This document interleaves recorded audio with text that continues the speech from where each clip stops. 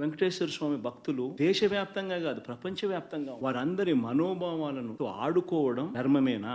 నెయ్యి సప్లై చేసే ఈ కార్యక్రమం ఏదైతే జరుగుతా ఉందో ఇదేదో కొత్తగా జరిగే కార్యక్రమం కాదు. ఇది ప్రతి 6 నెలలకు ఒకసారి ఆన్లైన్ లో పిలిచిన టెండర్ల కంపెనీలు కోట్ చేస్తాయి. L1 ఎవరికి వస్తారో వాళ్ళని బోర్డు అప్రూవ్ చేస్తుంది. 6 నెలలకు ఒకసారి రొటీన్ గా జరిగే కార్యక్రమం. మరి ఎవరు సప్లై చేసినా కూడా వాళ్ళు సప్లై చేసిన ప్రతి ట్యాంకర్ నెయ్యితో పాటు వాళ్ళు NABL సర్టిఫై చేసిన సంస్థ నుంచి ప్రోడక్ట్ క్వాలిటీ సర్టిఫికేట్ తీసుకొని రావాలి. వచ్చిన తర్వాత ఇక్కడ TTDలో ఆ ట్యాంకర్ లో నుంచి 3 శాంపుల్స్ తీసుకుని 3 రిపోర్ట్స్ పాస్ కావాలి. పాస్ అయిపోయిన తర్వాతనే ఆ నెయ్యి గాని ఆ ఇంగ్రీడియంట్స్ గాని ప్రసాదంలో TTD వాడకంలోకి తీసుకుని వచ్చేదానికి బండిని ముందుకు పంపిస్తారు. అలాంటప్పుడు అది వాడారని, అవి నాసిరికమని, యానిమల్ ఫ్యాట్ అని ఇలా రకరకాలుగా చెప్పడం అబద్ధాలు కాదా? ధర్మమేనా?